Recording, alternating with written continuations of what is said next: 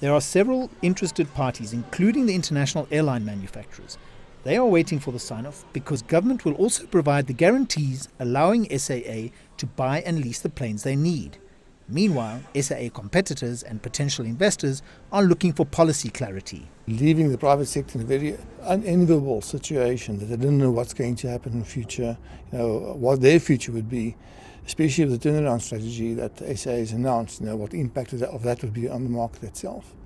And we would not like to see the private sector exiting the market and only be dependent on state-owned airlines. It's not what the policies are about. The problems facing SAA are a fundamental cause of the stress in the industry.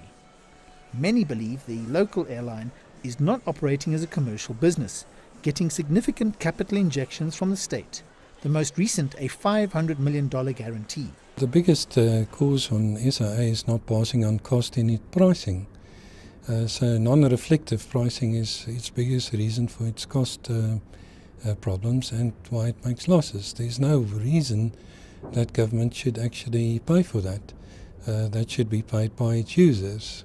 There have been suggestions that the government has been acting disingenuously, which leads to further uncertainty and a lack of potential investor interest. It seduces airlines into the economy, and it then subsidizes and competes and violates its own policy, which drives them out, 10 of them by now, out of business.